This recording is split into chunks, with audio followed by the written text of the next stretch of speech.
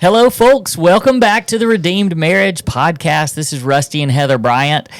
I don't know that you know this, but today, according to Apple Podcasts, this is our 250th episode. Wow. I do not know that. Yeah, I don't know. I think it's accurate. The reason why I'm not real sure is because in our actual podcast, like the host that does our podcasting, I think they have us as maybe one or two more. Yeah.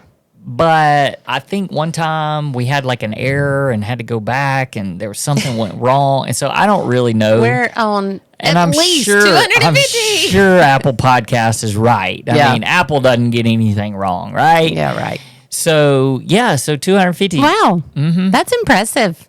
That's a lot of podcast. Yeah. And it's funny because people have often asked me, like, how do you not run out of things to talk about? Oh. And I'm like, I know, because right now today, we were like, which of these three do we tackle today? Because they are all three really good questions. So.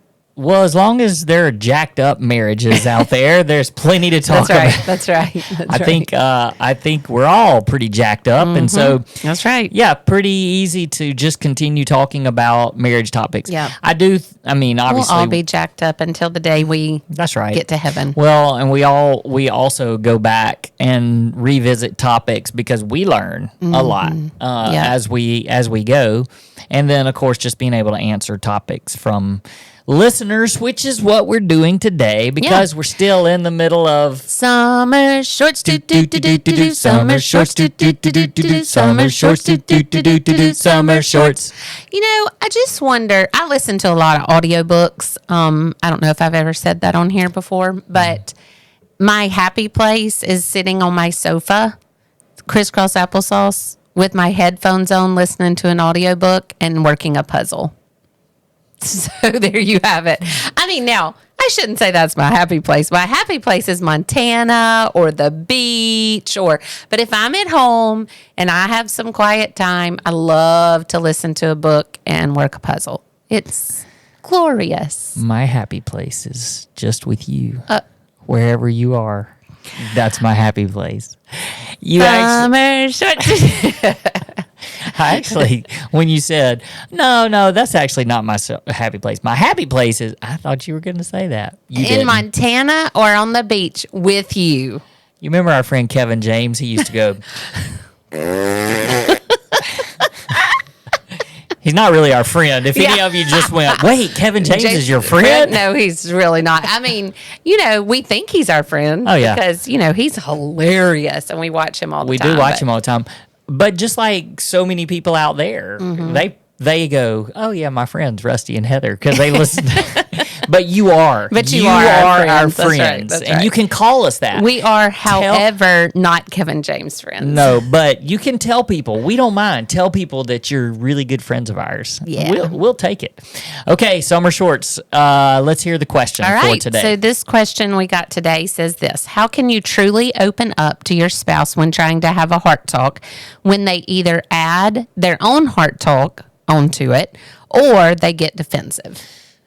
Okay, so we've talked about a heart talk before, but we definitely need to revisit it. Well, do you think we should? Do you think we need to give the whole steps, or just kind of give? Just what it is. I mean, because basically a heart talk, we don't have to give the steps. We'll probably get into it. If you want the steps, come to our. Yeah, but you probably also will kind of get into it as we discuss this. We have definitely talked about heart talk. But just go to our website and in the podcast, just type in heart talk and it'll give you all of them where we mention it. But it is a very effective tool. And if you're listening to this and you've done coaching with us or you've been to a marriage retreat or you've been to a marriage intensive and heart talks have changed your communication as much as they have ours, let us know.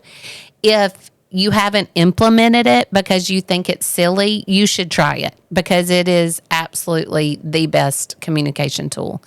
But basically what it is one person gets to share what they are feeling with the other spouse without any fear of defensiveness or them trying to fix it, or, all of these different things that you're scared of when you go into a heart talk or when you go into any kind of communication. It eliminates all of that. So the question is, how do you do it effectively if they do this? Well, if you're doing it effectively, they don't do that. Well, that's the thing. There's rules. There's rules around There's rules to heart talk. And that's the part that I think some people feel like are kind of silly. And they're like, why do we have to follow these steps? And why do we have to follow these rules? And the reason is because if you don't follow the steps and follow the rules, one of you is going to come back and ask us a question that's going to sound a lot like the one that just got asked. How do you do it right? How do you do it if they keep calling their own heart talk, or what was the other part? Or they get defensive. Or they get defensive. Yeah, because those are two things in rules of a heart talk that are not allowed. And so probably in the situation of this particular question, they probably have sort of moved away from the rules because we have moved away from the rules. But the reason we've moved away from the rules is because we have practiced so much on communication. And just like Heather said, the whole purpose of a heart talk is really so that the listener can be heard and the listener can be validated. And so it's not for the listener to respond. It's just for them to understand and to the speaker. Sorry. The speaker. It's for the speaker. Right. You didn't correct me. No, because I was thinking about the next thing. Sorry. Okay. It's for which is what we don't want you to do in a heart talk. There you go, breaking all the rules. The speaker needs to be heard and validated.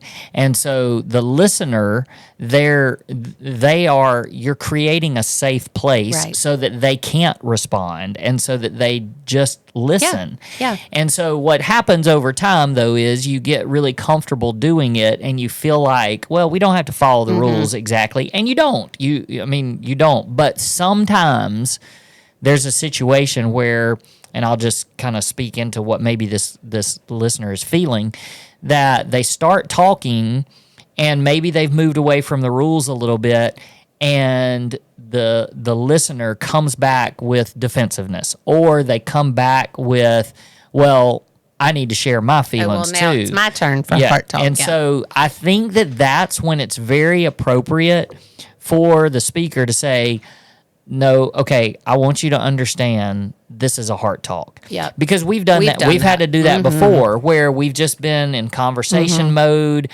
and then it's like, wait a second, I really need you to follow the rules. Like, okay, you know what? Let's start over, and this is going to be a heart talk because it's not accomplishing what it's supposed to accomplish. And like when we read this, it was really funny because we pulled up the 3 or 4 latest questions that have come in, and we said this one and we got kind of tickled because this morning in church, our pastor Chip Henderson at Pine Lake Church did we're in a relationship series, and he did an entire message on communication. And one of the things, we kept elbowing each other because we were like, we teach that. I think he was stealing our material. He probably listens to it. I think he listened to our podcast and just started preaching it straight off of our podcast. But one of the things he said that I was just like, oh my gosh, how many times have we said that, is that most people listen to respond instead of listening to understand. And when you want to be heard, when you call a heart talk, and are like, I just need you to hear me. You just want to be understood. And he said 3 or 4 times today, it doesn't mean that you have to agree with them, because a lot of times you may not. It doesn't even mean that you have to understand why they feel that way.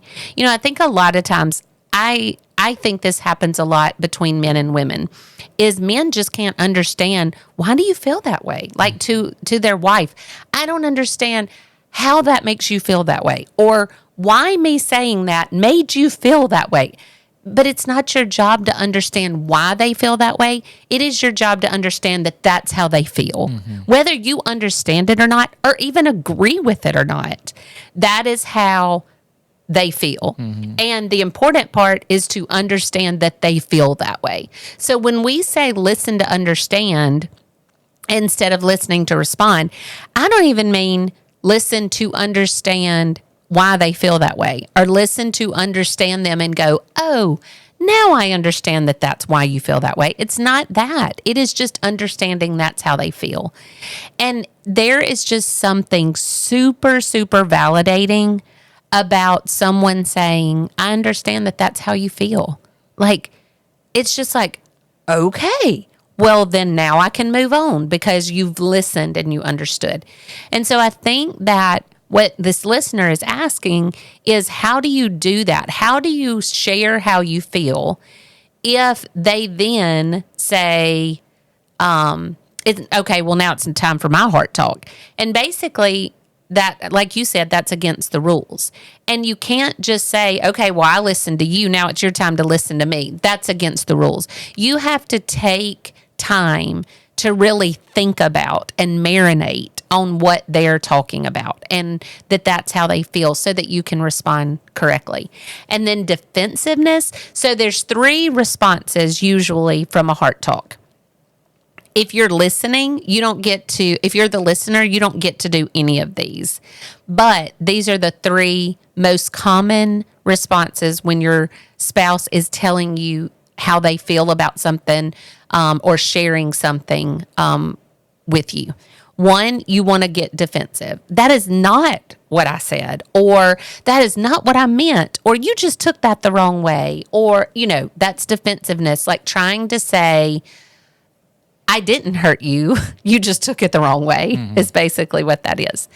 And then the other response can be fixing it. Like, oh my gosh, I didn't mean to make you feel that way. Let me do this, this, and this. Or, or I think you should tell them, just trying to fix it. And a lot of times that men really like to fix things. Well, they probably both do. It's like, I love you and let me fix this for you.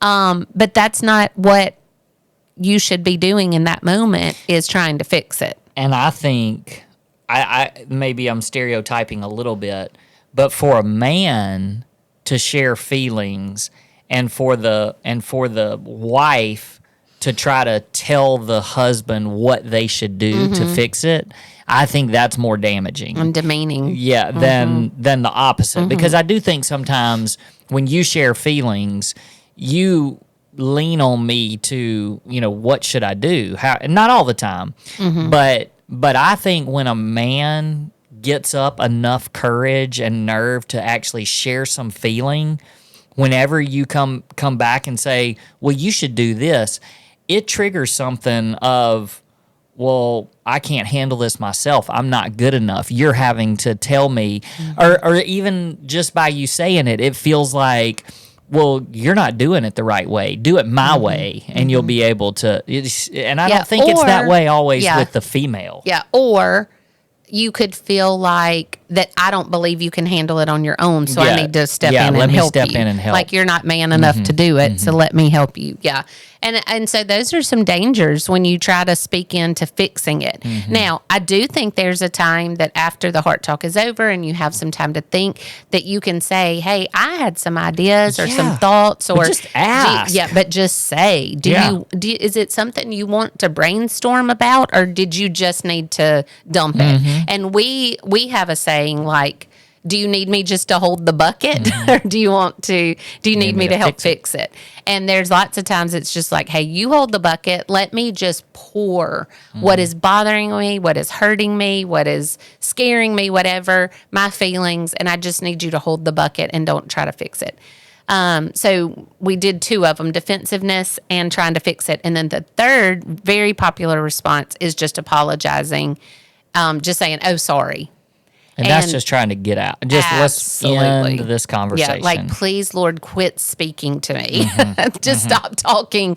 And I was really, really bad at that. And I actually made you bad at that, because I would pound on you and pound on you and pound on you. And when you would come to me with something that bothered you, I was the master of spinning it and making it your fault.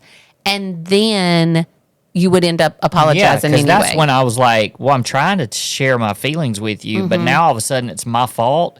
And I don't want to hear what you have to say. Yeah, I don't want to hear you blaming me for what I'm bringing my feelings. Right. And so then I just wind up just going, I'm sorry. Yeah. And just let's be done with this. And really it wasn't, that one sounded very heartfelt. And it wasn't even that. It was just like, okay, sorry. Yeah. Like, just please be quiet. And then when that happens, you don't want to bring no more feelings. I mean, that's kind of the end of, you know. Yeah. And I think a lot of people have trouble in this area because they've already gotten to that point. It's like, we do not communicate well. Anytime I bring something to her, she nags me. Or anytime I bring something to him, he tries to say, well, let me tell you something, you know, and I don't know exactly what your go-to thing is. But I think we got to the point where we were so hardened to talk to each other that we just didn't, because you never brought anything to me, not because you weren't willing to be open, but because I shut you down all the time and made it your fault. And like, if you ever came to me with something, okay, just for example, and this is fresh on my mind because it was in one of our other questions, and maybe we can get to it in one of our summer shorts, but somebody asked a question about what to do if your spouse had a relationship at work or a friendship or whatever that made you uncomfortable. Okay. It's a great question. Maybe we can come back to that one. But let's just use that as an example, just because I remember times like that, where maybe there was a relationship, a friendship, and it could have even been a couple friendship, or a friendship that maybe I was closer to the female than you were the male. But then there was part of that relationship that made you uncomfortable. Well, if you came to me with that back in the day and said, hey, I'm a little uncomfortable with how he responds to you, or how you laugh at him, or whatever it is. And if I were to say, well, that's your insecurity because I'm not doing anything wrong, then I all of a sudden made it your fault.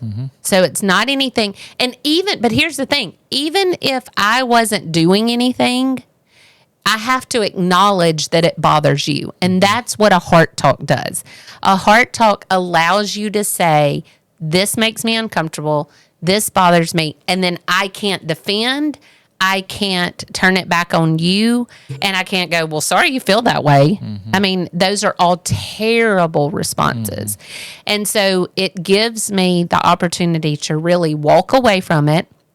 Because, of course, we weren't going to go through all the rules, but part of it is repeating what you heard. What I hear you saying is, and Chip talked about this morning, I was like, yeah, he did, saying, this is what I heard you say. Because oftentimes we don't hear what the person said. We hear what we think they're saying, or they may say it wrong. Either one of those things. And it's like, no, that's not exactly what I meant. So let's try this again. And so the communication is so much better when you follow these rules. So I would then say to you, what I hear you saying is that person bothers you, or whatever the heart talk is about. And I repeat it. And then you say, yeah, that's what I said. And then I say, I understand that that's how you feel. And then I go away from that talk, the end, no defense, no solving it, trying to fix it, no apology. And I think about what it is that you brought to me and really try to understand that that's how you feel. Not understand, like in that example I just gave, it wouldn't be trying to understand what I did to make you feel that way. It's just, I understand that that's how he feels, that there's some uncomfortableness. And of course, with our story, I'm going to be super uber aware and conscious of that. But it's hard for somebody who you think, gosh, I'm being 100% trustworthy. And what could I do different? Those are hard things to think about. But then you go, okay, this is how he feels. Let me see what my role in that can be. And then you revisit it. But we've kind of gotten off the question a little bit. But to answer that question truthfully is, if you're having trouble with him or her, whoever this was, coming back with a heart talk or them being defensive, it's because you're not doing the rules correctly, and you have to do it right. And I think, just like what I was saying, you get comfortable with communication. You think you don't need to follow the rules. Maybe you think it's silly, whatever. But some of that also goes back to expectations, which is another thing that Chip talked about. Y'all should listen Everybody to that go sermon. to Pine Lake Church, and today is Sunday, May 31st of 2026. Go Pine find Lake, one word. Go find Pinelake. Go find Chip Henderson's sermon from today on communication. And for those of y'all that listen to us and have been through our marriage coaching, you're going to find a lot of the same tools, or very similar tools, because he was just sharing a bunch of stuff that we teach on a regular basis. And I've never heard him share that stuff. So it's not like we took his stuff. Right. Like that's other people's things that we've all brought together. That's right. But he did talk about expectations and the importance of communicating expectations, which, again, if you've been around us any length of time, you know that's a big thing that we talk about. But even in this communication, like, don't expect your spouse to be able to read your mind that this is a heart talk. That's why one of the rules is you call the heart talk. You literally say, is now a good time for a heart talk? When that happens, it's kicking it into gear where the other spouse knows the expectation here is that I'm just listening. Yeah. Because otherwise, if you just come to them and you just have some feeling that you just start sharing and you don't necessarily say this is a heart talk, well, how do they know that you don't want them to fix it or you don't want them to share their own feelings back at you? I mean, that's what communication is. And so sometimes the expectation is just saying, I need to have a heart talk. That's what this is. So don't beat around the bush. Say it clearly. That was another part of the sermon, being very clear and concise. Yep. And so, those are the things that I think will answer that question is go back to the basics of setting the ground rules, following the rules, and then you can accomplish what a heart talk is supposed to accomplish. And guys, if you have tried a heart talk and it didn't work, keep trying. Yeah. Like, keep trying. It is such a great tool. But like we said a while ago, some of you, because we've been there, your walls are so hardened and they're so high that you can't imagine this being an effective tool. But you just keep trying, and you just keep trying, and you just keep trying. And eventually it gets better and better and better. And it can absolutely change the way that you communicate with your spouse for literally forever. Yeah. We've been doing this for 15 years. We have been using a heart talk for 15 years. And like you said, we don't go through all the little steps anymore unless we're like, whoa, this is not working. Just communicating. So let's stop and do it right. Right. And we still have done that. Yep. And so it's something that we still 15 years later, it's effective. It brings so much calmness and peace. There's no way to lose your temper and yell if you follow the rules. And it is just a powerful tool. So don't give up on it. Yep. All right. Thanks for listening today, gang. We'll see you next time. Peace. Peace.